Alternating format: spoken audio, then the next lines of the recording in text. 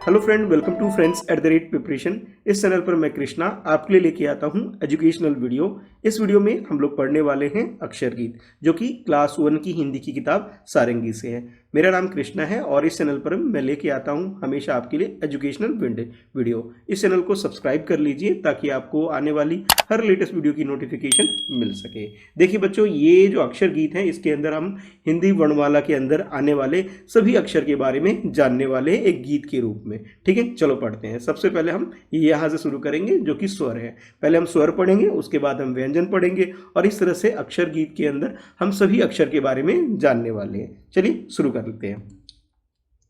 अनार डाडिम भी कहलाता, आम चूस कर बच्चा खाता, इमली तो खट्टी होती है, एक सदा मीठी होती है, उल्लू रात में जगते रहते, ऊंट बिलाऊ जलथल में रहते, ऋषि मुनि आकर हवन कराते, ऋषि तो संस्कृत में ही पाते। यानी इस कविता के अंदर जो शुरू की ये पंक्तियां हैं जिसके अंदर आपको पहले अनार अ से होता है ये बताया गया है, जिसे हम डांडिम भी कहते हैं। फिर उसके बाद आपको आ से आम होता है जिसके बारे में बताया गया कि इसे हम चूस कर खाते हैं।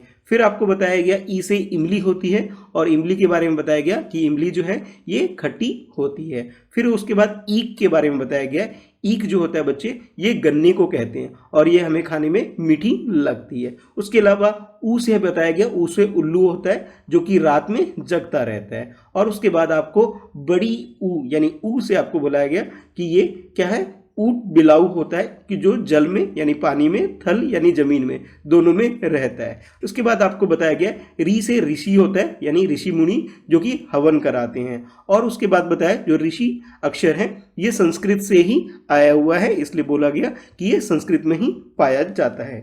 ली भी संस्कृत में ही आता, ली का कुछ पता न चलता। यानी ली जो अक्षर है बच्चों इसके बारे में बोला जा रहा है कि ये जो अक्षर है ये हमेशा संस्कृत में ही देखने को हमें मिलता है। और जो बड़ी ली होता है जिसमें लंबी आवाज होता है, एक ली ये वाला जो अक्षर है इसमें ली बोलते हैं, और ये जो अक्षर है ली थोड़ा लंबा आवाज निकालते हैं जो कि दीर्घ स्वर होता है। ये हल्का आवाज निकालते हैं इसलिए ये अर्ध स्वर है, और ये लंबा आवाज निकालते हैं इसे दीर्घ स्वर कहते हैं। और ये दोनों ही अक्षर संस्कृत से आता है जिसके बारे में बताया गया आपको। ली भी संस्कृत में ही आता, ली का तो कुछ पता न चलता, एड़ी में कांटा चुभ जाता, ऐनक कानों पर चढ़ जाता, ओखल में कूटते अनाज, औषधि करती रोग इलाज, स्वर सब यहीं समाप्त होते हैं, अब हम व्यंजन पर चलते हैं। यानी यहाँ आपको स्वर के बारे में बताया गया, पहले ली और फिर ली के बारे में बताया गया, फिर एड़ी जो कि ए से होता है उसके बारे में बताया गया, ऐनक जिसे हम चश्मा भी बोलते हैं वो बड़ी ए से होता है, फिर ओलक जिसके ओखल जिसके अंदर हम अनाज कूटते हैं उसके बारे में बताया गया, औषधि यानी कि जिसे हम दवाई बोलते हैं बच्चों वो औ से होता है, इसके बारे में आपको यहाँ बताया गया। फिर उसके बाद बताया गया कि ये अब तक हमने जो पढ़ा ये सभी के सभी क्या आते हैं, स्वर थे, जिसके बारे में एक एक करके हमने जाना। अब इसके आगे क्या होगा बच्चों, व्यंजन होगा। ठीक है, चलिए अब व्यंजन के बारे में हम लोग पढ़ते हैं। वंशक अमरूदों के लाओ, अ अ सब मिलकर उनको खाओ, कमल ताल में सबको भाते, खरल में मसाले पिस जाते, गमलों में पानी दे आना, घड़ियालों के पास न जाना, कंघे से माँ बाल बनाती, क से अंग ध्वनि कंठ से आती। यहाँ आपको बताया गया कि जो अमरूद है वो किससे लिखा जाता है, अ से लिखा जाता है। ठीक है, और अंशक को बोला गया कि जाके अमरूद लेकर के आओ। अह यानी कि जैसे हम लोगों को कुछ अच्छा लगता है तो हम बोलते हैं ना अह मजा आ गया, है ना, तो इसी यहाँ बोला जा रहा है अह आओ मिलकर के सब अमरूद खाते हैं। क से कमल बताया गया है जो कि पानी यानी तालाब के अंदर होता है। खरल एक मसाला पीसने की मशीन कह सकते हो जिसके अंदर मसाले को पीसा जाता है। और गमले में बच्चा जैसे यहाँ पानी डाला जा रहा है, ये जो गमला शब्द है ये ग से बना हुआ है। उसके बाद घड़ियाल यानी कि मगरमच्छ होता है, ठीक है, जिसे घड़ियाल भी बोलते हैं, और यहाँ बताया गया कि उसके पास नहीं जाना चाहिए, नहीं तो घड़ियाल क्या करता है, इंसानों को मारकर खा जाता है। फिर बताया गया जो मम्मी है वो बच्चों के बाल कंघे से इस्तेमाल करके बनाती है। तो यहाँ बोला गया क से अंगा तक के जितने भी अक्षर है ये सभी की सभी इसकी जो आवाज यानी ध्वनि जो है कंठ से आती है, इसके बारे में आपको यहाँ बताया गया है। चम्मच से हम खाना खाते, छतरी बारिश में ले जाते, जनगण मन सब बच्चे गाते, झंडा खंभे पर फहराते, पंचम स्वर में कोयल गाती,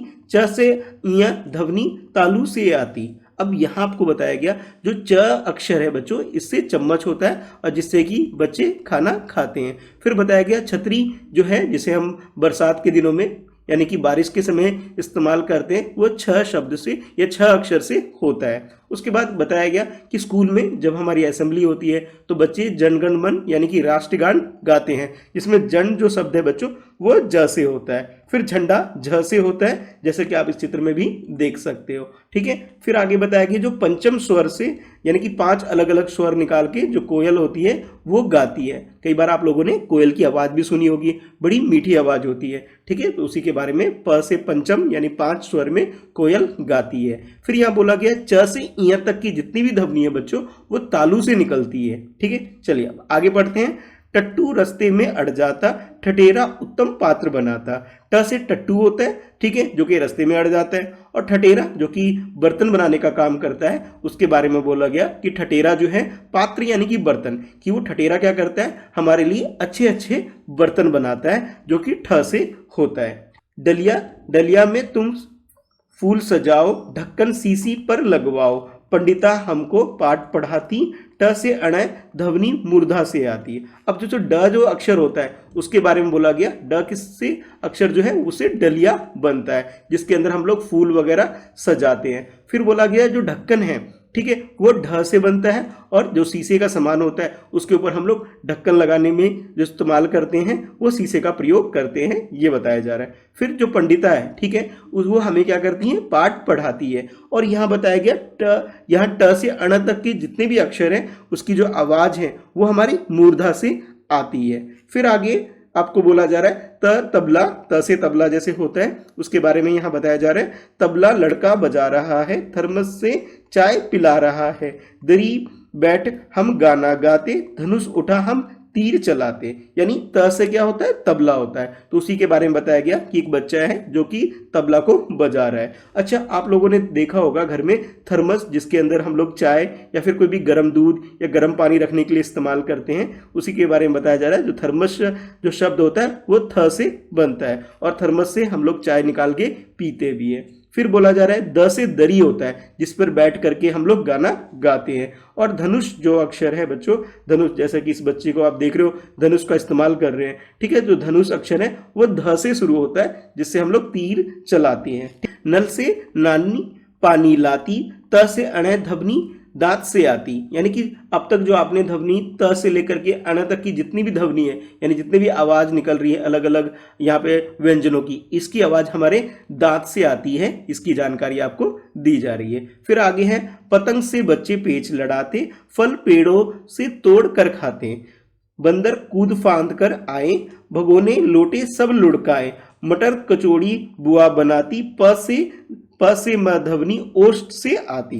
अब यहाँ आपको बोला गया कि प से क्या होता है, पतंग होता है, और पतंग बच्चे क्या करते हैं, उड़ाते हैं, पेच भी उससे लड़ाते हैं। फिर फ से बोला गया बच्चों कि फ से क्या होता है, फल होता है, जिसे कि हम लोग तोड़ करके खाते हैं, जो पेड़ पे लगा होता है। फिर आपको ब से बताया गया, ब से क्या होता है, बंदर होता है, और बंदर को आपने हमेशा कूद फांद कर ही आते जाते हुए देखा होगा। और जब भी ये आते हैं तो हमारे घर में जो भी बर्तन होते हैं, जैसे लोटा वगैरह होता है, उसे वो क्या करते हैं, लुढ़का देते हैं। यानी कि भगोने, यानी बर्तन जो हमारे घर के होते हैं, भ से भगोने, उसे ये बर्तन के जो बंदर होते हैं ये क्या करते हैं, उसे गिरा देते हैं। फिर बोला जा रहा है म से मटर होती है, और हमारी आपकी जो बुआ वगैरह जब आपके घर पे आती होंगी तो मटर और कचौड़ी वगैरह आपके घर में बनाती होगी। फिर यहाँ बोला जा रहा है प से लेकर म तक के जितने भी अक्षर थे, ठीक है, जितने भी व्यंजन थे, ये सभी व्यंजन किससे बने हैं, जिसकी आवाज निकल रही है हमारे लिए वो ओठ से हम लोग निकालते हैं। इसकी जानकारी आपको यहाँ दी जा रही है। यज्ञ में घी